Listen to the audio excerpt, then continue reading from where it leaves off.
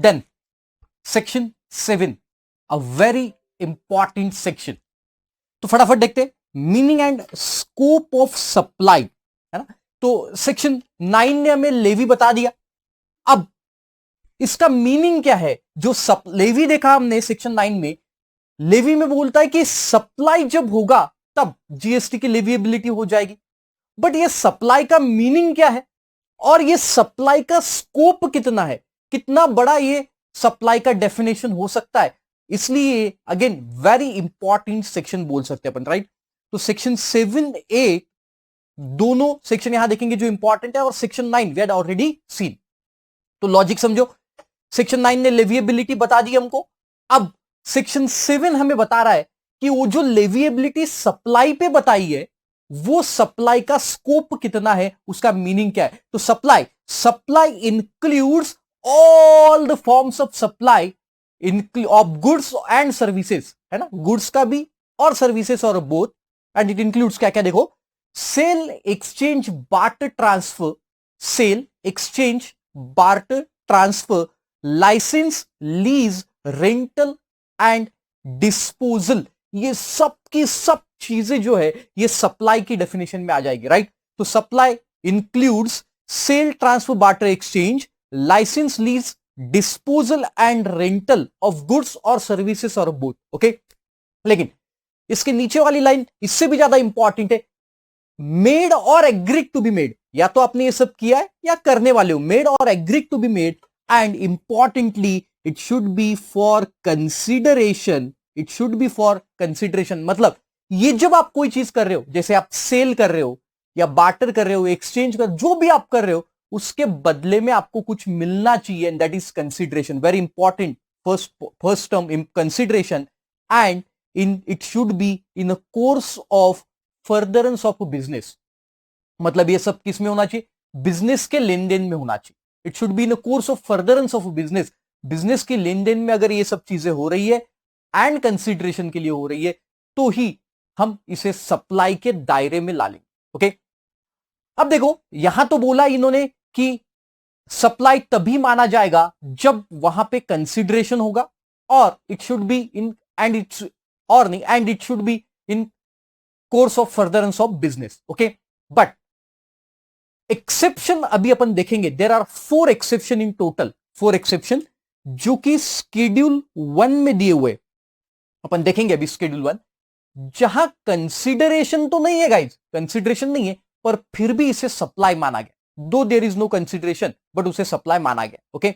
तो section 7 I hope आपको समझ गया, और स्केड्यूल 1 अपन देखने वाले आगे। तो वही दिया, देखो, supply without consideration is not taxable, without consideration is not taxable, but देखो एक्सेप्शन दिया, except supply in under section 7(1)(c) read with schedule 1, अपन शेड्यूल 1 देखेंगे। तो 7(1)(c) में 7(1)(c) सेक्शन जो है उसमें शेड्यूल 1 का जिक्र किया है। तो अभी अपन ने देखा 7(1)(a) general meaning supply, okay. 7(1)(a) आपको समझ गया होगा कि सप्लाई ये सब चीजें होती है, कंसीडरेशन होना चाहिए और in course of furtherance of business होना चाहिए। Then next is import of services. तो अगर आप कोई देखो, यहां पे दो चीजें, एक तो सर्विसेज है और दूसरा आएगा गुड्स, ओके। तो गुड्स के इंपोर्टेशन पे तो कस्टम ड्यूटी लग जाती है, हम लोगों ने कस्टम्स में ऑलरेडी देख लिया, कस्टम ड्यूटी लग जाती है, और ये कस्टम ड्यूटी के साथ आईजीएसटी लगता है, आईजीएसटी इंटरस्टेट सप्लाई माना जाता है, इंपोर्ट को इंटरस्टेट सप्लाई बेसिक्स में हम लोगों ने देख लिया था, ओके। अगर आप कोई सर्विसेज का इंपोर्ट कर रहे हो, और यहां जो 7(1)(b) में सर्विसेज का इंपोर्ट किया दिया गया, it should be for consideration. अगर आप ये कंसिडरेशन से, मतलब आपने कोई सर्विसेज दूसरे कंट्री से इंपोर्ट किया और उसको कोई कंसिडरेशन दिया, भले क्यों ना आप वो अपने पर्सनल पर्पस के लिए कर रहे हो, स्टिल इट इज सप्लाई और उसके ऊपर जीएसटी लग जाएगा। बात समझ में आई? तो इंपोर्ट ऑफ सर्विसेज देखो, इसीलिए वो ऊपर नहीं आए, क्योंकि ऊपर सिर्फ क्या है बेटा, ऊपर सिर्फ in course of furtherance of business, 7(1)(a) में in course of furtherance of business, लेकिन यहां क्या बोला है कि अगर आप कोई सर्विसेज का इंपोर्ट कर रहे हो, भले क्यों ना आप अपने खुद के पर्सनल पर्पस के लिए कर रहे हो, तो भी आपको जीएसटी देना पड़ेगा, और आपको यहां पे रिवर्स चार्ज में जीएसटी देना है। अगर कोई भी चीज आप इंपोर्ट करते हो, दूसरे कंट्री से आप इंपोर्ट करते हो, तो आपको रिवर्स चार्ज में जीएसटी देना है। ओके, तो देखो फटाफट, import of services for consideration whether or not in course of furtherance of business, whether or not in course of furtherance of business. अगर वो फर्दरेंस ऑफ बिजनेस होता तो ऊपर ही कवर होता, लेकिन चूंकि यहां पे वेदर और नॉट लिखा है इसलिए वो नीचे अलग से सेक्शन बनाया। ओके, फिर ये इंपोर्ट ऑफ गुड्स का मैंने बता दिया, कस्टम ड्यूटी और आईजीएसटी उसके ऊपर लगेगा। और हमेशा याद रखना, इंपोर्ट ऑफ सर्विसेज या फिर गुड्स जो भी रहे, इसके ऊपर क्या लगता है गाइस, रिवर्स चार्ज बेसिस पे टैक्स लग जाएगा, रिवर्स चार्ज, फटाफट देखना है। ओके, और रिवर्स चार्ज के लिए ऐसा कोई थ्रेशोल्ड नहीं रखता है, मतलब मैंने कोई सर्विसेज इंपोर्ट की, उसकी वैल्यू 2 लाख रुपए भी है, देखो 20 लाख से तो बहुत कम है, 2 लाख रुपए ही है, फिर भी मुझे रिवर्स चार्ज में रजिस्ट्रेशन लेके जीएसटी भरना है। ओके, तो रिवर्स चार्ज के लिए कोई थ्रेशोल्ड नहीं रहता, नो थ्रेशोल्ड। एग्जाम्पल दिया, Katrina Kaif has taken a beauty parlour service from US, she is liable to pay the tax under reverse charge mechanism, of course, right, चाहे वो बिजनेस पर्पस के लिए करे या फिर पर्सनल पर्पस के लिए। कोई पार्टी में जाने, आशीष के यहाँ पार्टी है ना, तो कैटरीना को बुलाया था मैंने, तो यहाँ पे पर्सनल पर्पस के लिए मेरी, नो बिजनेस। उसके फिल्म का कोई शूटिंग है, उसके लिए उसने मेकअप करवाया, तो भी उसको जीएसटी देना पड़ेगा, दोनों केस में रिवर्स चार्ज। देन 7(1)(c), इसके लिए अपन शेड्यूल 1 देखने वाले, तो यहां हम बिल्कुल नहीं पढ़ेंगे इसके बारे में, तो लिखा है लेकिन कंसिडरेशन नहीं है, अपन अब भी देख के आए, यहां पे कंसिडरेशन तो नहीं है बट फिर भी सप्लाई माना जाएगा और जीएसटी भरना पड़ेगा।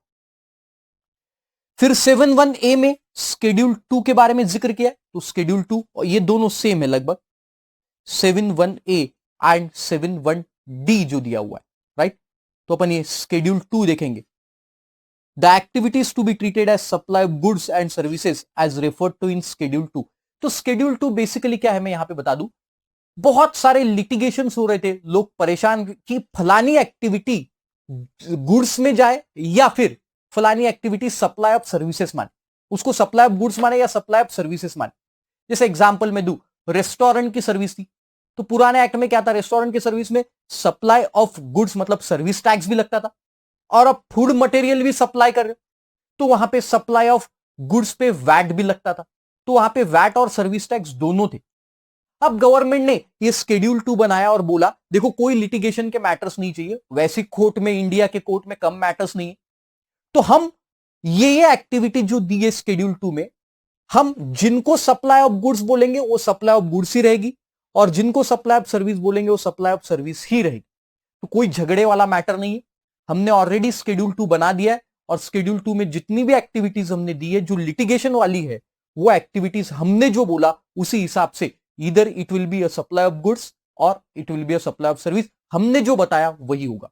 जैसे एग्जांपल मैंने रेस्टोरेंट सर्विस की दिया, उन्होंने बोला अब इसमें गुड्स का लफड़ा ही नहीं है, इसको सीधा सीधा सप्लाई ऑफ सर्विसेज मान के बात खत्म करो। भले ही आप फूड मटेरियल सप्लाई कर रहे हो, बट ये पूरा सप्लाई ऑफ सर्विसेज माना जाएगा। तो दिया वहां पे, टू अवॉइड द लिटिगेशन, कौन से एक्टिविटी सप्लाई ऑफ गुड्स है और कौन से एक्टिविटी सप्लाई ऑफ सर्विस है, ये गिवन है शेड्यूल 2। ओके, देन ये हो गया 7(1)(d) आपका। तो 7(1)(a) देखा हम लोगों ने, जनरल मीनिंग, राइट, ये आपको समझ गया होगा, consideration in course of furtherance of supply, furtherance of business. 7(1)(b) import of services. 7(1)(c) talks about schedule 1, जहां पे कंसिडरेशन नहीं है पर फिर भी सप्लाई है। 7(1)(d) में हम लोगों ने शेड्यूल 2 देखा। ओके, 7(2) बोलता है नॉर सप्लाई ऑफ गुड्स और सर्विसेज, मतलब क्या, यहां पे जीएसटी की लेविएबिलिटी ही नहीं, there is no leviability of GST, right, तो ये दिया है शेड्यूल 3 में। तो ये तीनों शेड्यूल बड़े important, schedule 1, schedule 2 and schedule 3। तो चलो एक बार रिकॉल करवाता हूं, शेड्यूल 1 किस बारे में है बेटा, उन्होंने 4 एक्टिविटीज ऐसी दी है जहां पे कंसिडरेशन नहीं है, मेन हमने जनरल मीनिंग में देखा था कंसिडरेशन जरूरी है, बट शेड्यूल 1 में कंसिडरेशन नहीं फिर भी सप्लाई है, ध्यान रखो ये बात। दूसरा शेड्यूल 2, कौन से एक्टिविटीज सर्विसेज है, कौन से एक्टिविटीज गुड्स है, in order to avoid the litigation. और शेड्यूल 3, इस पे कभी जीएसटी लगेगा ही नहीं, ये शेड्यूल 3 में दिया है, राइट, मतलब ना उनको गुड्स बोला जाएगा ना उनको सर्विसेज, तो जीएसटी का कोई सवाल ही नहीं उठता। So no, nor supply of goods nor supply of, neither supply of goods nor supply of services. Okay, तो activities of the transaction specified in schedule 3, and such activities which are undertaken by the central government, state government, इनको भी कभी भी supply of goods और services नहीं माना जाएगा, consequently GST नहीं लगेगा। एग्जाम्पल, बर्थ सर्टिफिकेट, आप कोई लोकल अथॉरिटी में देखो, अपने घर में कोई बेबी पैदा होता है तो हम लोगों को बर्थ सर्टिफिकेट लेने लोकल आपके पापा मम्मी को पूछो, आप लोकल अथॉरिटी के पास जाना पड़ता है। जो भी, जैसे हमारे नागपुर में नागपुर म्युनिसिपल कॉर्पोरेशन है, पासपोर्ट की सर्विस गवर्नमेंट देता है, इसके ऊपर कोई जीएसटी नहीं। डेथ सर्टिफिकेट, तो इसके ऊपर कोई जीएसटी नहीं। And then issue of notification by the government, government time to time इस सब के लिए नोटिफिकेशन निकाल सकता है। तो section 7 is over. 7(1)(a) general meaning. 7(1)(b) हम लोगों ने देखा गाइस इंपोर्ट ऑफ सर्विसेज के केस में, whether in course of business और not in course of furtherance of business GST देना है। 7(1)(c) शेड्यूल 1 दिया है, विदाउट, जहां कंसिडरेशन नहीं है फिर भी जीएसटी। 7(1)(d) में हम लोगों ने शेड्यूल 2 के बारे में बात करना है हमको, शेड्यूल 2 जहां लिटिगेशन अवॉइड करना, और 7(2) में neither supply of goods nor supply of services GST के लेवेबिलिटी नहीं है, शेड्यूल 3, राइट। तो शेड्यूल 1, 2 एंड 3 अब हम लोग स्टार्ट करेंगे। ओके, तो देखो सबसे पहले है शेड्यूल 1। शेड्यूल 1 में क्या है देखो गाइस, बहुत ही सिंपल। शेड्यूल 1 में 4 चीजें दी है पहले तो, और आपके आइडिया क्लियर है बिल्कुल शेड्यूल 1 के बारे में कि यहां पे कंसिडरेशन नहीं है फिर भी जीएसटी है, विदाउट कंसिडरेशन बट जीएसटी देना है आपको। तो नंबर 1, परमानेंट ट्रांसफर और डिस्पोजल ऑफ बिजनेस एसेट्स। पहला परमानेंट ट्रांसफर, आपने कोई बिजनेस एसेट को परमानेंटली ट्रांसफर किया, यहां सर्विसेज की बात नहीं हो रही है, यहां सिर्फ बिजनेस एसेट की बात हो रही है। तो आपके पास कोई बिजनेस एसेट की, एग्जांपल फर्नीचर, वो फर्नीचर को आपने परमानेंटली ट्रांसफर कर दिया या डिस्पोज ऑफ कर दिया, खत्म कर दिया। अब सोचो, जब वो फर्नीचर आपने लाया था, या एग्जांपल एसी, कुछ भी बिजनेस एसेट ले लो, वो जब आपने लाया था तब उसके ऊपर जीएसटी का क्रेडिट लिया होगा, यस, आईटीसी लिया होगा आपने, राइट।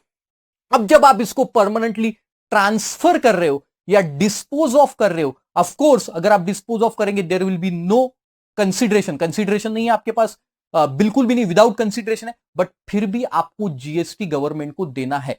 सर इसका वैल्यू कैसे निकालेंगे, वो वैल्यूएशन चैप्टर में देखेंगे कि ये डिस्पोजल करते समय कैसे वैल्यू निकालना है, राइट। पहले आप इतना ध्यान रखेंगे कि परमानेंट डिस्पोजल ऑफ और ट्रांसफर ऑफ एसेट, अगर वो बिजनेस एसेट पे, लेकिन ये कंडीशन बहुत इंपॉर्टेंट है, अगर वो बिजनेस एसेट पे जब आपने खरीदा तब आईटीसी लिया होगा, तो आपको डिस्पोज ऑफ या ट्रांसफर करते समय जीएसटी भरना पड़ेगा, लायबिलिटी आपके ऊपर आएगी। अरे बात को समझे आप लोग? पक्का सर? बिल्कुल समझे सर। अगर हमने आईटीसी नहीं लिया होगा, तो क्रेडिट नहीं लिया होगा, तो फिर डिस्पोजल और ट्रांसफर के समय आपको जीएसटी भरने की कोई जरूरत नहीं है। मैं बोल रहा हूं नहीं है, अगर आईटीसी नहीं लिया है तो, क्रेडिट नहीं लिया है तो। ओके, तो देखो, परमानेंट ट्रांसफर और disposal of asset where the input tax credit has been already availed on such asset, अगर आईटीसी लिया है तो ही जीएसटी लगेगा जब आप ट्रांसफर करोगे या डिस्पोज ऑफ करोगे, राइट। लिख लो वहां पे, जब आप क्या करोगे बेटा, उसको ट्रांसफर या डिस्पोज ऑफ करोगे या डिस्पोज करोगे। नेक्स्ट, अगर कोई एसेट ऐसी है, अगर कोई एसेट ऐसी, कैसी है सर, इट में यहां पे देख लो analysis, it may be noted that this provision would apply only if input tax credit has been availed, अगर नहीं है तो फिर ये प्रोविजन लग ही नहीं सकता। Section 17(5) this talks about blocked credit. Block credit, अगर आपको याद होगा, हम लोगों ने input tax credit, this being a revision lectures, right, fast track lecture, तो ब्लॉक क्रेडिट 17(5) में दिया, ऐसी एसेट जिसके ऊपर गवर्नमेंट ने क्रेडिट ही अलाउ नहीं किया। चलो मैं बता रहा हूं 17(5) में क्या है, कि ऐसी एसेट जिसके ऊपर गवर्नमेंट ने क्रेडिट ही अलाउ नहीं किया, जैसे मोटर व्हीकल। अब वो मोटर व्हीकल आपने बिजनेस एसेट के तौर पे लाई थी, अब उसको आपने डिस्पोज ऑफ कर दिया, लेकिन जब लाई थी तब आप उसका क्रेडिट ले ही नहीं पाए क्योंकि वो ब्लॉक क्रेडिट में, तो फिर आपको डिस्पोज ऑफ करते समय क्रेडिट रिवर्स करने की कोई जरूरत नहीं, सिंपल, राइट।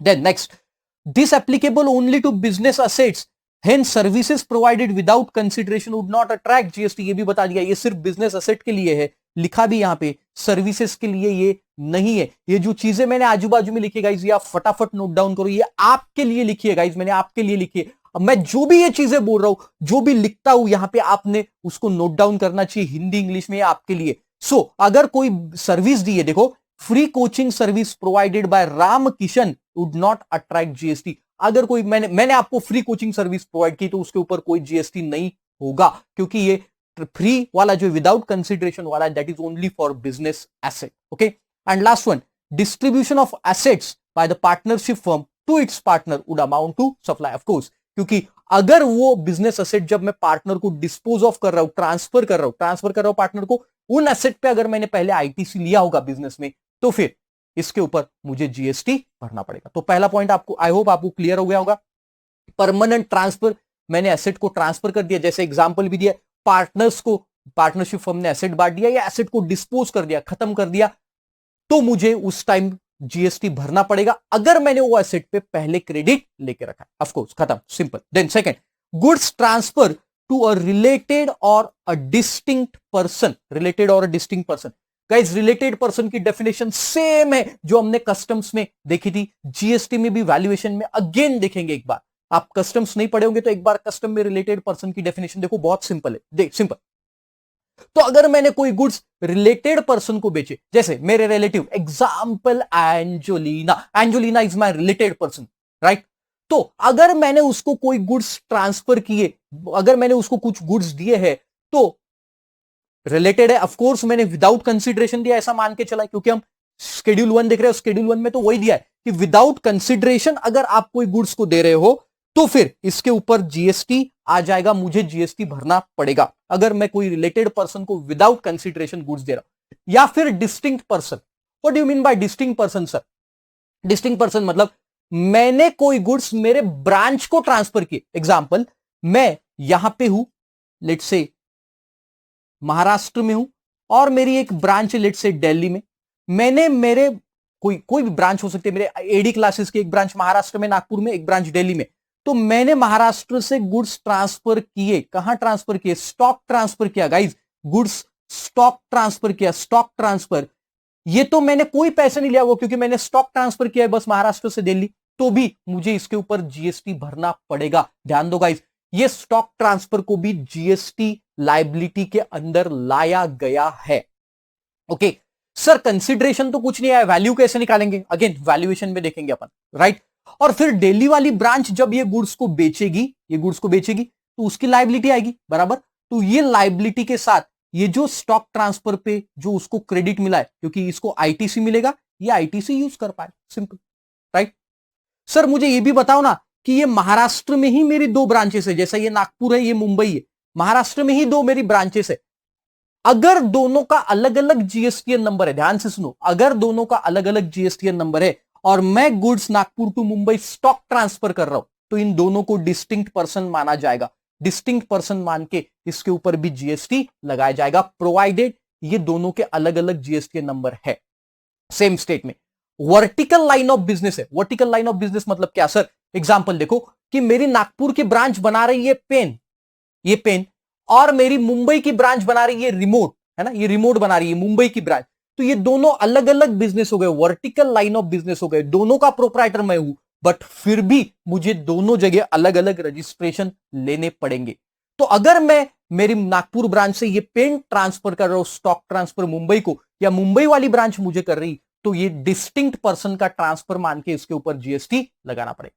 सो रिलेटेड और डिस्टिंक्ट पर्सन, वहां पे दिया है महाराष्ट्र एचओ है, GST applicable Gujarat branch, right? तो ब्रांच को अगर मैं ट्रांसफर कर रहा हूं अगर दूसरे स्टेट में, तो कंपलसरी रजिस्ट्रेशन लेना, भले ही क्यों ना आपका सेम लाइन ऑफ बिजनेस हो, मतलब महाराष्ट्र में भी मैं पेन बना रहा हूं और गुजरात में भी यही पेन बना रहा हूं, बट अलग अलग स्टेट में तो कंपलसरी रजिस्ट्रेशन लेना है।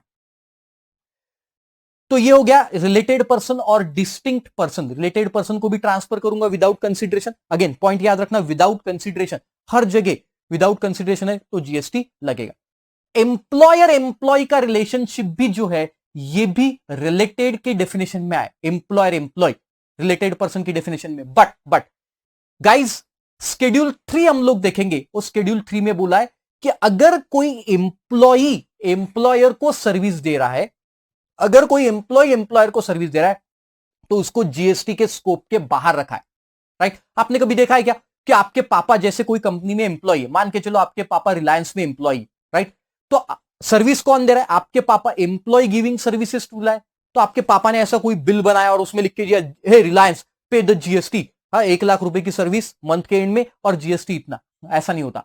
एम्प्लॉयर एम्प्लॉय का रिलेशनशिप शेड्यूल 3 में देखेंगे, neither supply of service nor supply of goods में। बट एक एक्सेप्शन है, अगर एम्प्लॉयर अपने एम्प्लॉय को गिफ्ट देता है, अगर एम्प्लॉयर अपने एम्प्लॉय को गिफ्ट देता है और साल भर में वो गिफ्ट की वैल्यू अगर 50,000 के ऊपर जाती है, इफ इट एक्सीड 50,000, तो फिर उसके ऊपर जीएसटी एम्प्लॉयर को भरना पड़ेगा। अगेन मैं बोल रहा हूं, अगर कोई एम्प्लॉयर अपने एम्प्लॉय को गिफ्ट देता है, हो सकता है दिवाली गिफ्ट दे, या फिर बोनस गिफ्ट, बोनस हो सकता है, या फिर बोल सकते हैं अपन की टारगेट अचीव करने पे गिफ्ट दिया, तो ये जो गिफ्ट दिए जाते हैं एम्प्लॉयर एम्प्लॉय को, अगर उसकी वैल्यू 50,000 पूरे साल भर में 50,000 रुपीज से ऊपर है, तो जीएसटी भरना पड़ेगा। सर उसकी वैल्यू गई 55,000, तो क्या 5,000 पे भरना है या पूरे 55 पे? पूरे 55,000 पे भरना है गाइस, राइट। और ये जो 50,000 का, ये भी सवाल हमारे दिमाग में है, सर ये 50,000 का जो गिफ्ट दिया वो सब एम्प्लॉय मिला के क्या? नहीं, टू एन एम्प्लॉय, मतलब एक एम्प्लॉय की बात चल रही, अलग अलग एम्प्लॉय को अलग अलग देखना है आपको। तो अगर एम्प्लॉयर एक एम्प्लॉय को, अगर हम एम्प्लॉयर एक एम्प्लॉय को 50,000 रुपए से ऊपर साल भर में गिफ्ट देता है, तो फिर वो जीएसटी के दायरे में आ जाएगा। Very important provision, very very very important provision guys. तो देखो, employer employee are related person but only for in relation to gift, gift के लिए ही ये रिलेशन में आएंगे, राइट। तो देखो, if the value of gift exceeds 50,000 in a financial year, अगर वो गिफ्ट की वैल्यू 50,000 से ऊपर गई, तो फिर आपको शेड्यूल 1 के हिसाब से उसके ऊपर क्या भरना पड़ेगा गाइस? जीएसटी भरना पड़ेगा। तो वही पूरी चीजें यहां पे लिखी है, फटाफट आप उसको देख सकते हो। स्टॉक ट्रांसफर भी यहां पे आ गया, गिफ्ट का भी पॉइंट मैंने बता दिया, राइट, सिंपल, ओके। चल आगे बढ़ते। देन प्रिंसिपल टू एजेंट और वाइस वर्सा सप्लाई, मतलब मैं प्रिंसिपल हूं और मैंने एजेंट अपॉइंट किए, डेल क्रेडर एजेंट होते या कमीशन एजेंट्स होते, मैंने उन एजेंट्स को अपॉइंट किया और उनको बोला कि आप गुड्स को सेल करो। तो मैं जब ये गुड्स अपने एजेंट को दूंगा, ऑफ कोर्स मैं कंसीडरेशन नहीं लूंगा, ये तो तब आएगा जब वो एजेंट आगे बेचेगा। मैं तो एजेंट को बस गुड्स दे रहा हूं, तो भी इसे सप्लाई माना गया। या फिर एजेंट ने कोई गुड्स परचेज किए और वो प्रिंसिपल के पास भेजे, तो भी इसे सप्लाई माना जाएगा। ओके, सो देखो वहां पे लिखा है प्रिंसिपल टू एजेंट और वाइस वर्सा सप्लाई, मतलब प्रिंसिपल एजेंट को देता है या एजेंट प्रिंसिपल को, विदाउट कंसिडरेशन इसे भी सप्लाई माना जाएगा। वैल्यूएशन के चैप्टर में वैल्यू देखेंगे। Then next, import of services from a related person. Sir ऐसा पॉइंट अभी अभी देखा हमने 7(1)(b में, हाँ बिल्कुल सही, आपको याद है 7(1)(b जब अपन देख रहे थे तो यही पॉइंट देखा गाइस, लेकिन आप भूल गए वहां पे क्या था, वहां पे था फॉर अ कंसिडरेशन, अब हम देख रहे हैं यहां पे विदाउट कंसिडरेशन वाले पॉइंट। इंपोर्ट ऑफ सर्विस की आपने without consideration. Example, AD classes ने क्या किया, अपनी एक ब्रांच यूएस में खोल दी गई, एडी क्लासेस ने अपनी एक ब्रांच यूएस में खोल दी और वहां से मैं कोई सर्विस ले रहा हूं, यूएस की ब्रांच से मैं कोई यहां पे सर्विस ले रहा हूं, तो वो सर्विस भले देखो रिलेटेड पर्सन से विदाउट कंसिडरेशन दे, बट फिर भी मुझे रिवर्स चार्ज में यहां पे जीएसटी भरना पड़ेगा। तो देखो यहां गुड्स की बात नहीं कर रहे, यहां गुड्स पे अगेन कस्टम ड्यूटी अट्रैक्ट होती है, यहां सिर्फ सर्विसेज की बात चल रही है। तो देखो एबीसी एंड कंपनी यूके की है और XYZ कंपनी इंडिया की, राइट, ये दोनों रिलेटेड पर्सन है मान के चलो, तो इंपोर्ट ऑफ सर्विसेज इन दोनों का it attracts the GST. Example भी दिया देखो, XYZ limited incorporated company named ABC in UK. देखो XYZ ने क्या किया, एबीसी यूके में इनकॉर्पोरेट किया, तो ये दोनों के बीच के जो ट्रांजैक्शन रहेंगे it will attract the GST being they are related person and supply is for without consideration। तो देखो related person से, राइट। चलो तो चार चीजें schedule 1 very very important. Number 1 आपको याद होगा परमानेंट ट्रांसफर और डिस्पोजल ऑफ असेट, अगर आईटीसी ऑलरेडी लिया हुआ है, सर्विसेज के बारे में ये बात नहीं करता। गुड्स अगर रिलेटेड पर्सन को आपने दिए हैं या फिर आपने डिस्टिंक्ट पर्सन को, डिस्टिंक्ट पर्सन एग्जांपल ब्रांच बताया मैंने, ब्रांच, राइट, रिलेटेड पर्सन का ऑलरेडी एग्जांपल दिया, एम्प्लॉयर एम्प्लॉय गिफ्ट 50,000 रुपए से ऊपर जाता है तो, प्रिंसिपल टू एजेंट सप्लाई किया, एजेंट टू प्रिंसिपल किया, या फिर import of services from a related person, अगर सर्विस आपने रिलेटेड पर्सन से इंपोर्ट किया। Then next is schedule 2, again very very important. मैंने बोला लिटिगेशन, आप लिख सकते हो, लिटिगेशन अवॉइड करने के लिए कौन सा चीज सप्लाई ऑफ गुड्स है, कौन सी चीज सप्लाई ऑफ सर्विसेज है, वो यहां पे दिया, activities to be treated as supply of goods and supply of services to avoid, आप ऐसे लिख लो तो आपको हमेशा ध्यान में आएगा, टू अवॉइड लिटिगेशन हम जो बोल रहे हैं वही होगा। हमने बोला ये सप्लाई ऑफ गुड्स है तो ये सप्लाई ऑफ गुड्स ही है, हमने बोला ये सप्लाई ऑफ सर्विस है तो ये सप्लाई ऑफ सर्विस ही रहेगा। तो प्रोविजन क्या है, वेदर गुड्स और सप्लाई, किस चीज का सप्लाई वो दिया है, और एनालिसिस उसका एग्जांपल्स दिए।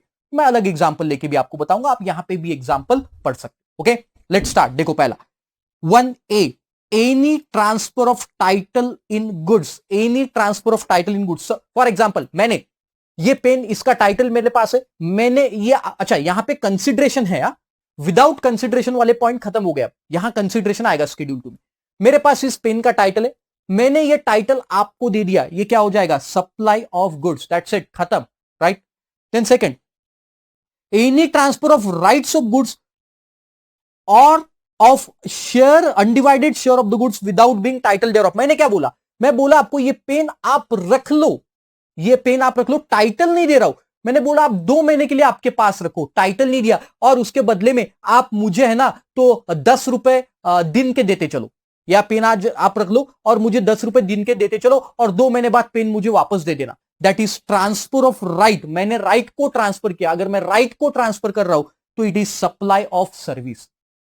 तीसरा क्या है sir, transfer of title in goods under the agreement which stipulate the property in goods on a future date. मतलब क्या, मैंने आपको बोला कि देखो ये पेन आप ले लो, 2 महीने तक मुझे 50-50 रुपए आप रोज देते रहना, और 2 महीने बाद इस गुड्स का टाइटल आपका हो जाएगा। आज नहीं होगा, 2 महीने बाद होगा, but still it is a supply of goods. Future date में टाइटल आपका हो जाएगा, आप मुझे पैसे देते रहना, it is supply of goods. तो फ्यूचर डेट में कर रहे हैं सप्लाई ऑफ गुड्स, अभी के अभी टाइटल ट्रांसफर कर रहे तो भी supply of goods, but right transfer कर रहे, टाइटल ट्रांसफर नहीं कर रहे तो सप्लाई ऑफ सर्विसेज। गाइस समझ गया, होप समझ गया। Then next, any lease tenancy easement licence to occupy the land. मेरी एक बहुत बड़ी लैंड है गाइस, और वो लैंड के लिए मैंने क्या, लैंड क्या किया, सर्कस आई कोई, अप्पू सर्कस, अप्पू सर्कस नाम सुना होगा आपने, वो सर्कस के लिए मैंने मेरी लैंड किराए पे दी। इट इज क्या है गाइस, सप्लाई ऑफ सर्विसेज। आगे एग्जांपल्स भी दिए, अलग अलग एग्जांपल मैं जो बता रहा हूं उसके अलावा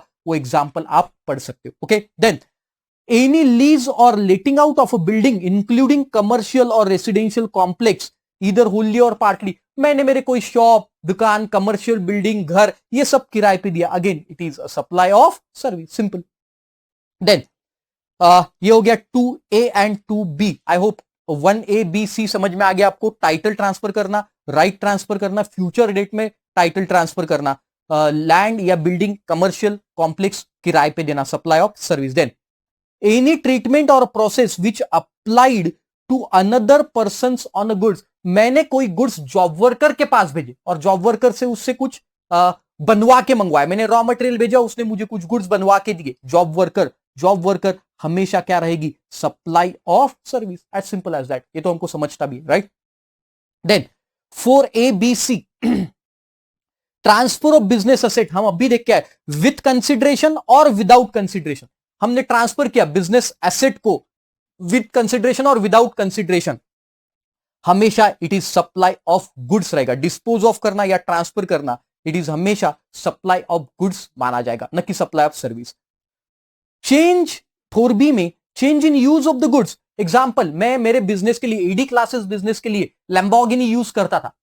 अब मैंने क्या सोचा कि देखो लैम्बोर्गिनी अब मैं कुछ दिन के लिए मेरे गर्लफ्रेंड को घुमाने के लिए यूज करता हूं, पर्सनल यूज, राइट। तो मैंने क्या किया, बिजनेस के एसेट को कुछ दिन के लिए, 3-4 दिन के लिए, मेरे गर्लफ्रेंड आई थी कहां से, इटली से आई, तो मैं उसको घुमाने लेके गया पर्सनल यूज के लिए, तो फिर उसे भी क्या माना जाएगा, सप्लाई ऑफ सर्विस माना जाएगा। बिजनेस के एसेट आप पर्सनल यूज के लिए यूज कर रहे हो। देखो, change of use of goods, मैंने बिजनेस के एसेट टू पर्सनल यूज के लिए यूज किया, weather or not for consideration. Of course consideration दिया हो या ना दिया हो, फिर भी उसे सप्लाई ऑफ सर्विस मान ले। दूसरा भी एग्जांपल यहां पे दिया, आप पढ़ सकते हो। देन तीसरा, where any person ceases to carry on the taxable business any goods forming part of assets of a business. हाँ, देखो बिजनेस चालू करने पे भी टैक्स, बिजनेस बंद करने पे भी टैक्स। मतलब अगर मेरा कोई बिजनेस है, रनिंग बिजनेस है, और वो बिजनेस मैंने शट डाउन कर लिया, सीज कर लिया, where any person ceases to be a taxable person. अब मैं टैक्सेबल पर्सन नहीं रहा क्योंकि मैंने बिजनेस ही बंद कर दिया। फॉर्मिंग द पार्ट ऑफ, जो भी एसेट्स रहेगी बिजनेस की, ऐसा माना जाएगा कि वो मैंने ट्रांसफर की है। क्यों गाइस? क्योंकि जब मैंने बिजनेस चालू किया था तो एसेट मैंने परचेस किया था, तो उसका मैंने उसके ऊपर जो जीएसटी लग गया उसका मैंने क्रेडिट लिया होगा। अब मैंने बिजनेस बंद कर दिया, तो बिजनेस बंद करने पे जो भी एसेट्स आपकी रहेगी उन एसेट्स पे आपको जीएसटी भरना पड़ेगा, उस पे आपको जीएसटी की लायबिलिटी आएगी। लेकिन लेकिन अगर आप ये बिजनेस, इसका एक्सेप्शन है, नहीं भरना पड़ेगा। एक्सेप्शन कब नहीं भरना पड़ेगा? अगर आपने ये बिजनेस किसी को गोइंग कंसर्न के तौर पे ट्रांसफर किया, जैसे मैंने एडी क्लासेस का बिजनेस किसी और को ट्रांसफर कर दिया, राइट, तो फिर मुझे जीएसटी नहीं भरना पड़ेगा क्योंकि मैंने गोइंग एज इफ वो बिजनेस ही गोइंग कंसर्न करके ट्रांसफर कर दिया। या फिर वो मेरा लीगल हेयर या पर्सनल रिप्रेजेंटेटिव चला रहा है, तो भी मुझे इसका जीएसटी भरने की इसके ऊपर कोई, क्योंकि वो आगे आगे अब जो भी गुड्स बेचेगा उसके अगेंस्ट में लायबिलिटी भरेगा। लेकिन अगर मैंने खुद ने मेरा बिजनेस शट डाउन कर दिया, बंद कर दिया, कंप्लीटली बंद कर दिया, तो फिर उस केस में तो मुझे जीएसटी देना पड़ेगा। ओके, समझ में आया? 4A, B, C। ए में देखा बिजनेस एसेट्स का डिस्पोजल या फिर ट्रांसफर, बी में देखा बिजनेस एसेट को हमने पर्सनल यूज के लिए लाया, और सी में देखा कि अगर कोई टैक्सेबल पर्सन बिजनेस को बंद कर रहा है। Then next, renting of immovable property. अब भी हमने देखा लैंड का एग्जांपल, तो हम इसको क्या बोलेंगे? सप्लाई ऑफ सर्विस बोलेंगे, और ऊपर जो था उसको supply of goods. Okay, then construction of a complex building, civil structure or a part thereof including complex of a building intended to sell to the buyer wholly or partly, except where entire consideration has been received after the issuance of completion of certificate by a competent authority after the first occupation or whichever is earlier। Sir कुछ समझ में नहीं आया, चिंता मत करो। देखो, आपने देखा होगा कि ये न्यूज़पेपर में बड़े बड़े एड्स आते, कोई कॉम्प्लेक्स के, या आपने देखा है उसके पीछे ऐसा झरना बहते रहता है, कोई ऐसा बड़ा सा कॉम्प्लेक्स है, आप शहर में भी जाते होंगे तो बड़े बड़े होर्डिंग्स लगे हुए रहते है ना, एक बिल्डिंग बन रही है और फिर वो बिल्डिंग का पूरा पिक्चर देते, 3D पिक्चर, पीछे से झरना बह रहा है, और फिर क्या तो सामने बड़े बड़े गार्डन है, बूढ़े लोग गप्पे मार रहे, एक जगह चिल्ड्रंस टॉयज खेल रहे, जिम है, ये सब सब चीजें आप न्यूज़पेपर में या फिर होर्डिंग्स पे देखते हो, राइट। तो आपको भी इच्छा हुई, आप सीए, सीएस, सीएमए बन गए, और फिर आप ऐसी बिल्डिंग परचेस करने के लिए गए। किसके पास गए? बिल्डर के पास। वहां पे नंबर था बिल्डर के पास, और बोले चलो मुझे साइट दिखाओ। वो साइट पे लेके गया, आप देखो, बोला अरे यहाँ पे तो कुछ भी नहीं दिख रहा है, ये तो बंजर जमीन है। हाँ, तो वो बिल्डर हंसा और बोला आप पहली बार फ्लैट परचेस करो। अरे हाँ भाई, मैं पहली बार सीएस बना तो पहली बार ही परचेस करूंगा ना। हाँ, तो बोला अरे देख आशीष, ये जो बिल्डिंग तुझे होर्डिंग्स पे दिखे ना, ये बिल्डिंग ऐसे बनेगी, आज नहीं, ये ऐसी बनेगी। बोला अच्छा, पक्का बनेगी? तो बोले हाँ जी पक्का बनेगी।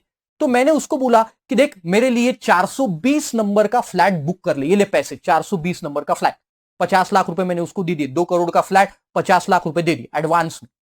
फिर जब बिल्डिंग बनी, बिल्डिंग पूरी बन गई, तो मैंने देखा अरे साला वहां तो झरना था। है झरना कहां? झरना तो दिख नहीं था, बाजू में नाला बह रहा था। और फिर मैंने वो होर्डिंग्स में देखा था कि बच्चे खेल रहे थे, बच्चे चिल्लम चाटी कर रहे थे, बूढ़े खेल रहे थे, बूढ़े खेल नहीं रहे थे, बूढ़े बैठ के गप्पे मार रहे थे। ऐसा कुछ भी वहां पे गार्डन वार्डन कुछ भी नहीं बनाया था, दूर दूर तक एक भी पेड़ नजर नहीं आ रहा था। तो मैंने वो बिल्डर को बोला, बिल्डर बोला अरे यार क्या आदमी है तू, तो सब करेंगे बाद में, अभी नहीं है, तू पहली बार फ्लैट परचेस किया, ये ऐसे ही होता है सब। तो मुझे समझ गया, मैं बेवकूफ बन गया। फिर अगली बार मैंने क्या किया, अगली बार जब मुझे दूसरा फ्लैट खरीदना था तो मैं समझदार हो गया। तो फिर मैंने क्या किया, मैंने वही पूरी कंस्ट्रक्शन कंप्लीट वाली बिल्डिंग ही लेने का सोचा। मैं ऐसे आधी अधूरी बिल्डिंग नहीं लिया, मैंने पूरी जो बिल्डिंग कंस्ट्रक्टेड है, जिसमें सच में झरना दिख रहा है, बच्चे चिल्लम चाटी कर रहे, बूढ़े सच में गप्पे मार रहे, जिम है, ये सब देख के मैंने वो फ्लैट परचेस किया, रेडी पोजीशन कंप्लीट हुई बिल्डिंग परचेस की, राइट। सर ये बिल्डिंग कंप्लीट कब होती है? कंप्लीट तब होती है जब इसको सर्टिफिकेट मिलता है कॉम्पिटेंट अथॉरिटी से। कॉम्पिटेंट अथॉरिटी मतलब क्या? जैसे म्युनिसिपल कॉर्पोरेशन वगैरह कॉम्पिटेंट अथॉरिटी है, उनसे जब कंप्लीशन सर्टिफिकेट मिलता है, आप घर में पूछ सकते हो आपके मॉम डैड को, इसको कंप्लीशन ऑक्यूपेंसी सर्टिफिकेट भी बोलते हैं, तब इस बिल्डिंग को कंप्लीट माना जाता है। तो वहां पे क्या बोला है देखो, अगर आप ये कंप्लीशन सर्टिफिकेट मिलने के बाद कोई बिल्डिंग परचेस कर रहे हो, कोई फ्लैट परचेस कर रहे हो, तो उसके ऊपर जीएसटी नहीं लगेगा।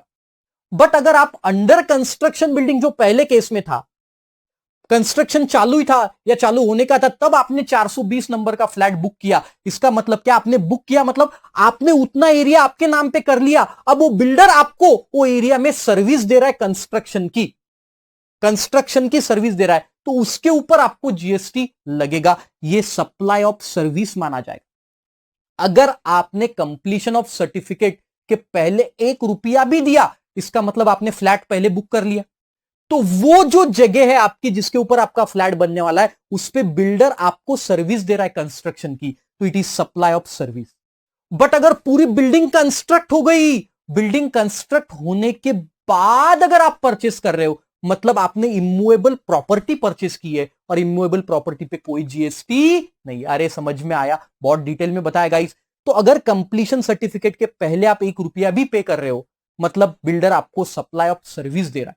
आपकी वो जगह हो गई, उतना एरिया 2000 स्क्वायर फीट का फ्लैट आपका हो गया, जगह आपकी होगी, उसके ऊपर बिल्डर कंस्ट्रक्शन करके दे रहा है, तो ये सप्लाई ऑफ सर्विस। बट अगर कंप्लीट होने के बाद आप परचेस करते हो तो उसके ऊपर कोई जीएसटी नहीं, you can write, okay, simple. Then temporary transfer और permitting the use of enjoyment of intellectual property rights, तो ये कॉपीराइट, पेटेंट्स, ये अगर मैंने टेम्पररी ट्रांसफर, परमानेंट नहीं है गाइस, ध्यान देना, टेम्पररी ट्रांसफर, अगर मैंने कोई, मेरे पास कॉपीराइट है और मैंने उसको टेम्पररी ट्रांसफर किया है, परमानेंट नहीं है, परमानेंट को सेल कहा जाता है, टेम्पररी ट्रांसफर किया है, तो ये सप्लाई ऑफ सर्विस माना जाएगा, राइट। देन ये आईटी सॉफ्टवेयर से रिलेटेड, अगर आप कोई सॉफ्टवेयर डिजाइन करते हो, प्रोग्रामिंग करते हो, कस्टमाइजेशन, एडेप्टेशन, अपग्रेडेशन, एनहांसमेंट, ये सब सप्लाई ऑफ सर्विस है। And 5E, agreeing to obligation to refrain the act और tolerate a situation to do an act, मतलब क्या, किसी काम को करना या करने से मना करना। जैसे एग्जांपल, बहुत बार मुझे धमकी भरे फोन आते हैं, आशीष सर आप टैक्स पढ़ाना बंद कर दो, क्योंकि बहुत सारे लोग हैं भाई कि जो चाहते कि मैं टैक्स ना पढ़ाऊं ताकि उनके लेक्चर बेचे जाए, है ना। तो एक ने तो मुझे फोन किया था, देखो मैं आपको है ना तो 1 करोड़ रुपए दूंगा, आप 2 साल के लिए टैक्स पढ़ाना बंद करो, है। तो मुझे जो ये 1 करोड़ रुपए मिले, ये 1 करोड़ पे मुझे जीएसटी भरना पड़ेगा, उसे सप्लाई ऑफ सर्विस मानेंगे। मुझे कोई एक्ट, कोई काम करने से रोका गया और उसके बदले में मुझे कंसीडरेशन दिया गया, कोई काम करने से रोकना, मना करना या किसी चीज को बर्दाश्त करना, इसे भी जीएसटी में टैक्सेबल किया गया, तो उसको सप्लाई ऑफ सर्विस माने, right. And last 5F, transfer of right to use any goods, transfer of right to use any goods for the purpose. जैसे एग्जांपल दिया देखो आपने, रेंटिंग ऑफ कॉफी मशीन और जनरेटर, है ना। बहुत सारी जगह देखो शादियों में जनरेटर दिया जाता है किराए पे, रेंट पे दिया जाता है, 1 दिन के लिए, 2 दिन के लिए, या कॉफी मशीन ऑफिस में लगे हुए रहते, ये भी किराए पे दी जाती, तो ये भी क्या मानी जाएगी, supply of service, supply of goods नहीं मानी जाएगी, राइट। तो चलो 5 का एक बार रिवाइज कर दे। 5 में renting of immovable property service, building का बताया आपको मैंने, अंडर कंस्ट्रक्शन में है तो सप्लाई ऑफ सर्विस, अगर कंप्लीट बिल्डिंग तो यहां पे जीएसटी का कोई सवाल नहीं उठेगा। Temporary transfer of copyright, supply of service है। सॉफ्टवेयर से रिलेटेड कोई भी सर्विस है, design, programming, customisation, supply of service.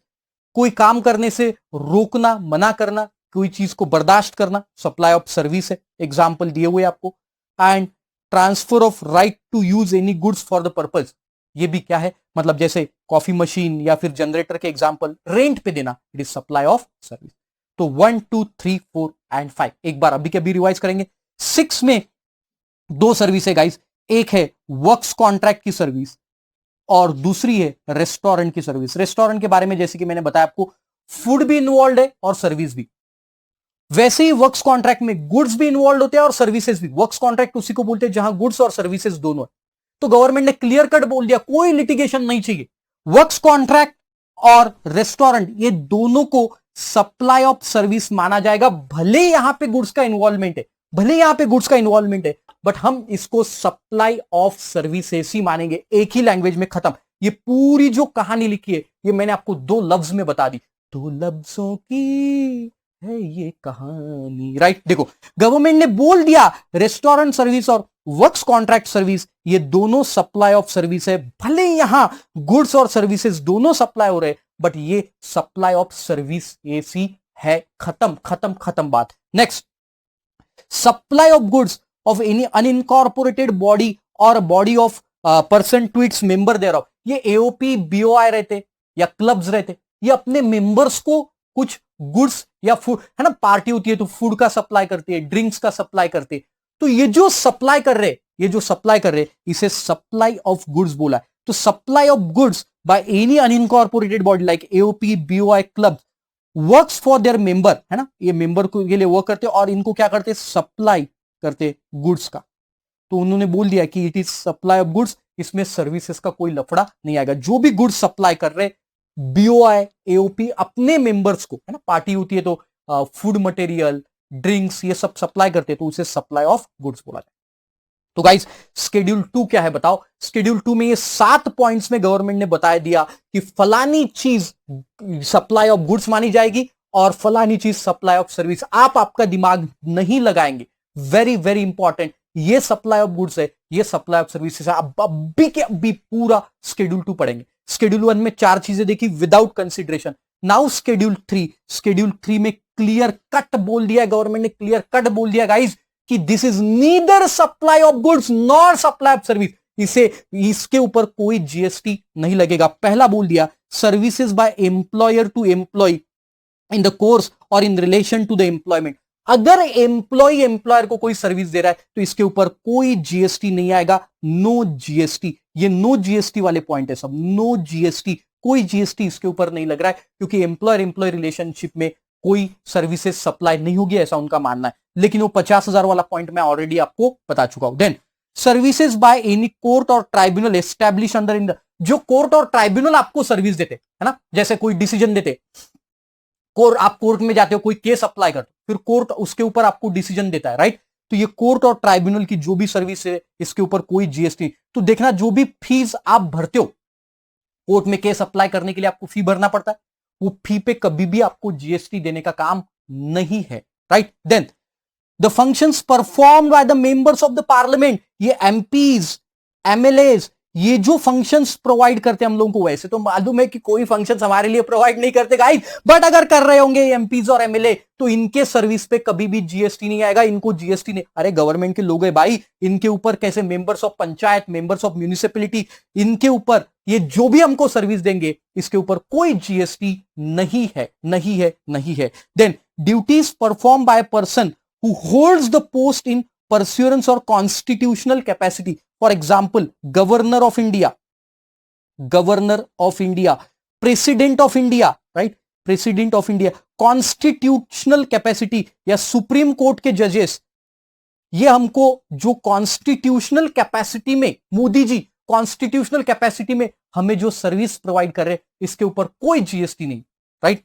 Then यहां पे example supreme court constitutional post capacity में हमें प्रोवाइड कर रहे सर्विसेज, तो उसके ऊपर कोई जीएसटी नहीं है। And then duties perform by a person of a chairperson, person as a chairperson और member of a director of a body established by central government, CBDT, CBIC, central board of direct taxes या central board of indirect taxes and customs, ये जो bodies है इसके जो chairperson से, chairperson या directors जो लोग जो है ये जो हमें सर्विस दे रहे हैं इसके ऊपर भी कोई जीएसटी नहीं।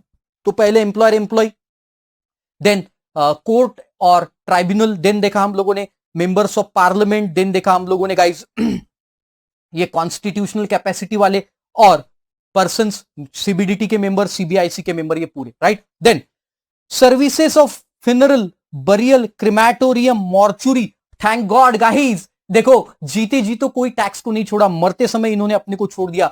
फ्यूनरल, बरियल, क्रिमेटोरियम, ये जो सब सर्विस है जो डिसीज पर्सन को या ट्रांसपोर्टेशन ऑफ डिसीज, है ना, जो गाड़ी रहती है ट्रांसपोर्टेशन ऑफ डिसीज, ये सर्विस जो दी जाती है इसके ऊपर कोई जीएसटी नहीं। दफनाने की सर्विस या मॉर्चुरी, लाश को पहचान में आने तक वहां पे रखी जाती है, ये सब सर्विसेज के ऊपर कोई GST, thank God there is no tax after death. Then sale of land, sale of land, land का सेल, इमूवेबल प्रॉपर्टी के सेल पे कोई जीएसटी नहीं आएगा। Then actionable claims other than lottery, betting and gambling, actionable claim पे कोई GST नहीं है, no GST. But betting and gambling पे अपन बाद में देखेंगे, इसके ऊपर जीएसटी है, लेकिन कैसे वो अपन बाद में देखेंगे। Betting and gambling and lottery, but actionable claims अगर है कोई, है ना, एक्शनेबल क्लेम्स पे कोई जीएसटी नहीं, राइट। जैसे इंश्योरेंस क्लेम वगैरह, एग्जांपल लिख सकते हो आप, इंश्योरेंस क्लेम, इसके ऊपर कोई जीएसटी नहीं आएगा, एक्शनेबल क्लेम पे जीएसटी नहीं, बट लॉटरी और बेटिंग गैम्बलिंग पे है, अपन देखेंगे बाद। तो ये हो गया schedule 3, okay. Then section 8, section 8 है composite supply and mix supply. Guys this is again very important, schedule 3। Okay, याद करो अभी के अभी। Then mix supply and composite supply, this is also very important. ये चैप्टर ही इंपॉर्टेंट है।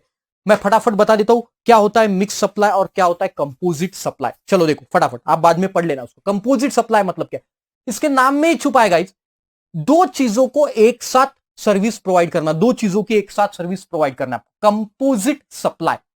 लेकिन ये दोनों चीज एक दूसरे के साथ सप्लाई करना इसेंशियल है। For example laptop with its bag, जब आप लैपटॉप परचेस करने जाते हो उसके साथ उसकी बैग आती। इडली सांबार, इडली खाने जाते हो तो उसके साथ सांबार लेना ही पड़ता है, इसेंशियल है, राइट। इडली सांबार, वड़ा सांबार, राइट। या फिर ये तो फनी एग्जांपल हो गया। या फिर देखो जब आप टेलीविजन सेट लेने जाते हो तो उसके साथ उसकी वारंटी भी मिल जाती है, राइट। टेलीविजन सेट के साथ उसकी वारंटी। तो ये जो सब चीजें हैं, ये सब चीजें कंपोजिट सप्लाई। अनदर एग्जांपल अगर आपको चाहिए तो आप कोई होटल में रहने जाते हो तो जनरली देखो उसके साथ ब्रेकफास्ट नेक्स्ट डे का आपको फ्री में मिलता है, तो इट इज कंपोजिट सप्लाई। तो ये कंपोजिट सप्लाई में एक एलिमेंट इसेंशियल रहता है, राइट। एक एलिमेंट इसेंशियल, जैसे लैपटॉप विथ बैग, क्या एलिमेंट इसेंशियल है? Of course laptop. Idli sambar, क्या एलिमेंट इसेंशियल है guys? Idli is essential element, right. Television with its warranty, क्या एलिमेंट इसेंशियल है? टेलीविजन। तो यहां पे जो कंपोजिट सप्लाई है, इस केस में जो एलिमेंट इसेंशियल रहेगा, वो इसेंशियल एलिमेंट का जो टैक्स रेट है, वही टैक्स रेट आपको पूरे गुड्स पे लगेगा। एग्जांपल, मान के चलो कि लैपटॉप 50,000 का आपने परचेस किया, जिसमें लैपटॉप के साथ बैग भी आई, लेकिन लैपटॉप पे रेट है जीएसटी का लेट से 28% और बैग का रेट है लेट से 18%। तो आपको जीएसटी कौन से रेट से लगेगा गाइस? 28% से लगेगा। जो इसेंशियल आइटम का जीएसटी रेट है, वही जीएसटी रेट आपको देना पड़ेगा। अगर ये सप्लाई कौन सा है? कंपोजिट सप्लाई है। और यहां पे ये जो दो एलिमेंट्स रहते, ये नेचुरली बंडल्ड रहते। Naturally bundled, what do you mean by naturally bundled sir? उनका एक साथ सप्लाई करना इसेंशियल होता है, इसलिए जो इसेंशियल कमोडिटी रहेगा उसका रेट आपके पूरे वैल्यू को लग जाएगा, पूरे वैल्यू को लग जाएगा। ओके। मिक्स सप्लाई में क्या होता है कि ये दोनों को साथ में सप्लाई करना जरूरी नहीं होता है। नेचुरली बंडल्ड ये सप्लाई नहीं होता है। जैसे एग्जांपल, आप कोई दिवाली गिफ्ट्स परचेस करने जाते हो तो वहां पे आपको गाइस देखो व्हाट आई कैन से, काजू, कैश्यू नट्स या बादाम, ये दोनों, या फिर अखरोट, किशमिश, ये सब साथ में मिलते। So is it necessary to supply all these material in a single packet? जरूरी है ऐसा? बिल्कुल नहीं। ये नेचुरली बंडल नहीं। या फिर आप देखो कोम्ब परचेस करने जाते हो, कंघी, कोम्ब, शैम्पू, ये सबका, हेयर ऑयल, ये सबका पाउच आपको साथ में मिलता है। इज इट नेसेसरी कि ये साथ में परचेस करना जरूरी है? बिल्कुल नहीं है। तो लेकिन इनको साथ में पैक किया गया, this is called as mix supply. ये मिक्स सप्लाई। मान के चलो कि आपने कोई मिक्स सप्लाई परचेस किया जिसमें हेयर ऑयल है, जिसमें आपका कोम्ब है, जिसमें आपका शैम्पू का पैकेट है, राइट। और ये पूरे की वैल्यू, लेट से ये पूरे पैकेट की वैल्यू है लेट से 2000 रुपीज, 2000 रुपीज। अब ये सबके रेट अलग है। जैसे हेयर ऑयल पे रेट है 12%, एग्जाम्पल, कोम पे रेट है आपका 6%, मान के चलो शैम्पू पे रेट है आपका जीएसटी रेट है 18%। तो ये अलग अलग रेट है। तो ऐसे केस में कौन सा रेट ये 2000 को लगाए, क्योंकि ये पैकेट तो पूरा 2000 का है। तो गवर्नमेंट ने बोला इसमें से जो हाईएस्ट रेट है, वो हाईएस्ट रेट ही इसको अप्लीकेबल हो जाएगा। 2000 पे हाईएस्ट रेट। ऊपर क्या था? ऊपर था इसेंशियल कमोडिटी का रेट लगेगा, इसेंशियल कमोडिटी का। और यहां क्या है? Highest rate. ये मिक्स सप्लाई में जो हाईएस्ट रहेगा वही रेट आपको अप्लीकेबल हो जाएगा। Okay, so this is all about composite and mix supply. दोनों की एग्जांपल आपको दिए। यहां नेचुरली बंडल्ड नहीं रहता, नेचुरल नेसेसिटीज के हिसाब से नहीं, बट आपको दिया। जैसे बहुत बार फ्रिज आप परचेस करने जाते हो तो उसके साथ आपको वाटर बॉटल दी जाती है। तो जरूरी नहीं है नेचुरली बंडल्ड है कि फ्रिज लिया तो वाटर बॉटल देना जरूरी, बिल्कुल नहीं। तो ये इसमें जिसका रेट ज्यादा है वो रेट उसको लग जाएगा। तो टैक्सेबिलिटी भी मैंने बता दिया। मिक्स सप्लाई में हाईएस्ट रेट लगेगा और उसका एग्जाम्पल भी यहां पे दिया हुआ है। ओके, और एक एग्जाम्पल मिक्स सप्लाई का ऑलरेडी आपको शैम्पू वाला एग्जाम्पल दिया है, वो भी एग्जाम्पल चलो एक बार देख लेते। XYZ manufacture composite product hair oil उसने दिया 18% रेट है। सन स्क्रीन क्रीम है 28%, शैम्पू का रेट है 28%, हेयर कोम का रेट है 12%। और ऐसे आपने प्राइस पर पैकेज है 500 रुपए का एक पैकेट, और ऐसे आपने 10,000 पैकेट सप्लाई किए, 10,000 पैकेट, राइट। तो देखो 500 रुपए पर पैकेट, 10,000, तो पूरे पैकेट की वैल्यू हो गई है वैल्यू। और अब रेट कौन सा लगेगा, तो हाईएस्ट रेट 28, 28, 18 जो हाईएस्ट रहेगा, तो क्या रेट है 28%, तो 28% जीएसटी रेट एप्लीकेबल पूरे 50 lakh. So guys this is all about section 7। Section 7 ने मीनिंग एंड स्कोप बताया। शेड्यूल 1 विदाउट कंसिडरेशन 4 पॉइंट देखे, विदाउट कंसिडरेशन है फिर भी सप्लाई माना जाएगा। शेड्यूल 2 में हम लोगों ने देखा गाइज कौन से गुड्स और सप्लाई, कौन से सप्लाई ऑफ गुड्स है और कौन से सप्लाई ऑफ सर्विसेज है, गवर्नमेंट ने हमें बोल दिया नो लिटिगेशन। शेड्यूल 3 में बोला आप इन गुड्स पे जीएसटी कभी भी लगा नहीं सकते, लेविएबिलिटी नहीं हो सकती। और उसके बाद सेक्शन 8 देखा composite and mix. Thanks for watching.